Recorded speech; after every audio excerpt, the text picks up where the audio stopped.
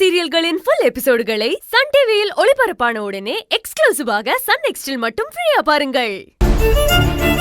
மகா, எப்படியோ சம்பள பணத்தை ரெடி பண்ணிட்ட. உன் கையால எல்லாருக்கும் கொடுத்துருமா? சரிங்க சார். யார் வீட்ல இருந்து வந்து பிரச்சனை பண்ணாங்களோ அவங்களுக்கு முதல்ல கொடுக்கலாம். சுமதி,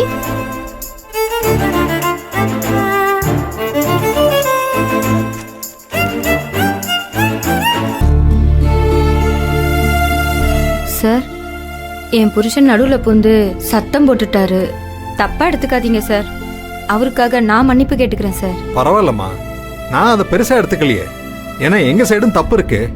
நேரத்துக்கு சம்பளம் கொடுத்துருக்கணும். சம்பளம் வராம நீங்க என்ன பண்ணுவீங்க?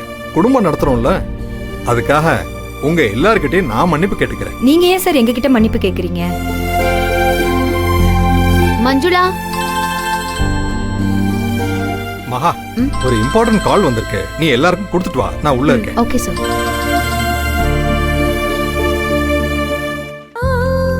முதல்ல ஒவ்வொரு செக்ஷனோட சீஃப்க்கு நம்ம கொடுத்துடலாம்.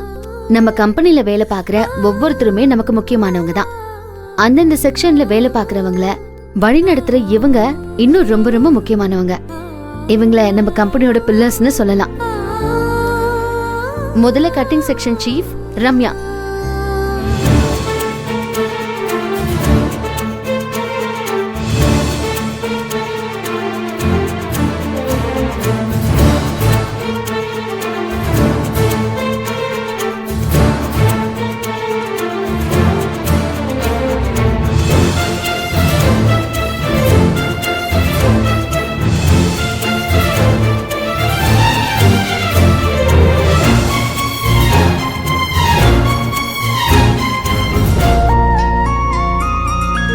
யோ, அவங்க கிட்ட மன்னிப்பு கேளியா? என்ன மன்னிச்சிருங்க மேடம்.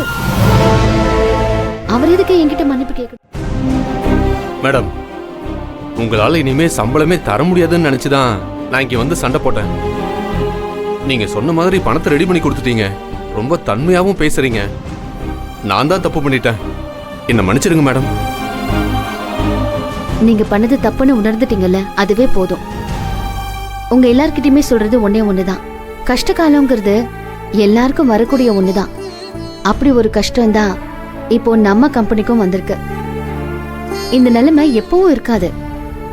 இந்த கஷ்டமான நேரத்துல நாம தான் ஓனருக்கு துணையா இருக்கணும்னு நினைக்கணும்.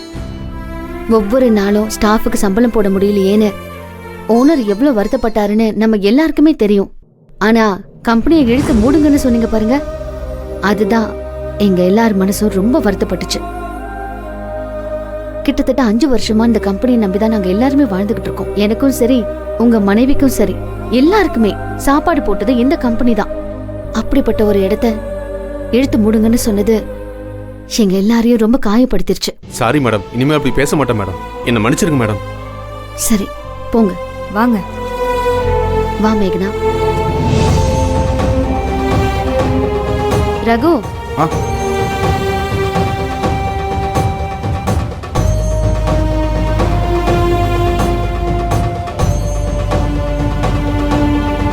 இந்தாங்க.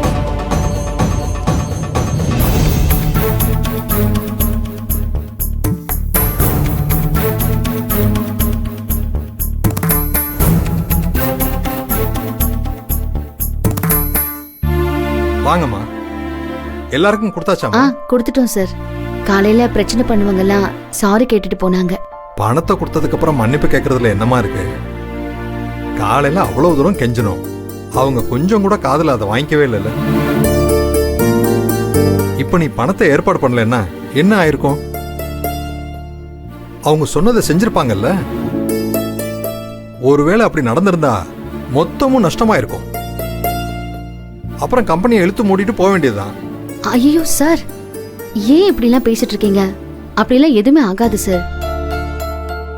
நல்லது கெட்டது நிறைஞ்சது தானேமா வாழ்க்கை. அதை நம்ம தாமா புரிஞ்சுக்கணும். என்னத்த சொல்றதுமா, எல்லா வேலையிலையும் உனக்கு சப்போர்ட்டா இருக்கிற விஜிக்கு உன் கையால இந்த சம்பளத்தை கொடுமா. தேங்க்யூ மகா. Thank you sir. வெல்கம்மா. இது உன்னோட சம்பளம். இந்தாமா. Thank you sir. மகா, இன்னைக்கு உன்னுடைய முழு திறமையை கண்கூட பார்த்துட்டேன்.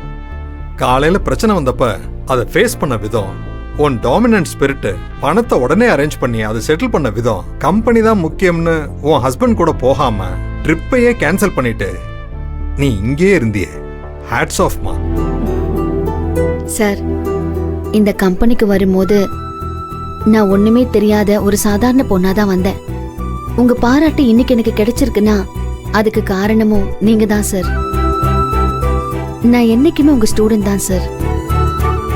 நீ இன்னும் மிகப்பெரிய உயரத்துக்கு போகணுமா?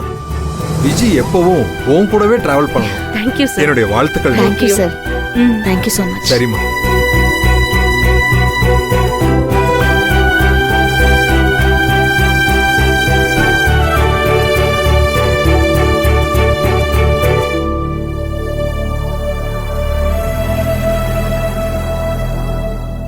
ஓனர் சொன்னது 100க்கு 100 உண்மை மகா. நான்லாம் இன்னைக்கு கம்பெனி இழுத்து மூடிடுவாங்கன்னு நினைச்சேன். நீ மட்டும் வரல, கண்டிப்பா நடந்திருக்கும். உன்ன மாதிரி ஒரு ஃப்ரெண்ட் இருக்கும்போது எல்லாமே நல்லதா தான் நடக்கும். சரி, நான் அவருக்கு கால் பண்ணவே இல்லடி. ஃப்ளைட் ஏறினாரா ரீச் ஆனாரான்னு எதுவுமே தெரியல. சரி, நீ பேசு.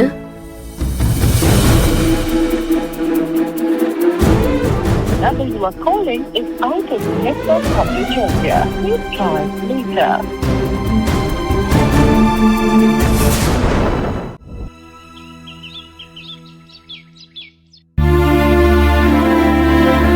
ஏண்டி எத்தனை தடவை சொல்றது போய் மளிகை சாமான் வாங்கிட்டு வான்னு? அம்மா, நானும் எத்தனை தடவை சொல்றது? பழைய பக்கெட் திருப்பி கொடுத்துட்டு தான் கடைக்கே வரணும்னு நேத்தே சொல்லிட்டாரு. ஏ கோகிலா, அக்கா சம்பளம் வாங்கினதும் கொடுத்துருவோன்னு சொல்லி போய் அவங்க கிட்ட மளிகை சாமான் வாங்கிட்டு வா போ. சரிம்மா. அம்மா மீனாட்சி,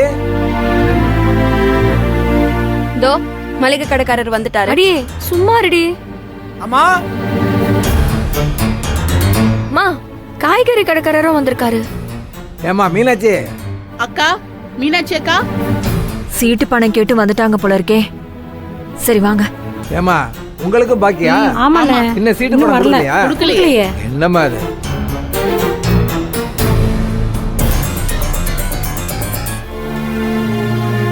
அண்ணே, ஏம்மா இன்னைக்கு தேதி என்னாச்சு தெரியுமா? மளிகை ஜாமான் வாங்கிட்டு 2 மாசமா பணம் கொடுக்கலன்னா நாங்க எப்படிம்மா கடை நடத்துறது? ஏமா, உங்களால கரெக்ட் டைம்ல பணம் கட்ட முடியலனா எதுக்கு சீட்டு போடுறீங்க? நீங்க ஒழுங்கா பணம் கொடுக்கலனா சீட்டு எடுத்தவங்களுக்கு நான் எப்படி பணம் கொடுக்கறது? சரிம்மா, நீங்க எப்பதான் தருவீங்க? இன்னும் என் பொண்ணுக்கு சம்பளம் போடல. அவகிட்ட கேட்டுட்டு தான் சொல்லணும். இங்க பாருமா, இன்னைக்கு பணத்தை ஒழுங்கா கொடுக்கல இந்த வீட்டு வாசலை விட்டு நாங்க நகர மாட்டோம். அண்ணே கொஞ்சம் பொறுமையா பேசுனே. எப்பவும் ஒழுங்கா குடுக்கறவங்க தானே. என்ன ஏதோ இப்படி 2 மாசம் பேசுறாரு? மகாவுக்கு சம்பளம் வரல, கொஞ்சம் பொறுங்கன கொடுப்பாங்க. யோ, நீ பொறுமையா வாங்கிட்டு அப்படி போயா. சொல்லுங்க. இங்க பாரு, எனக்கு இருக்கிற கோபத்துக்கு வீட்டு வாசல்ல இல்ல தெருவுல நின்னு பணத்தை அதானே, கொடுக்க கேட்பேன். மாட்டோம்.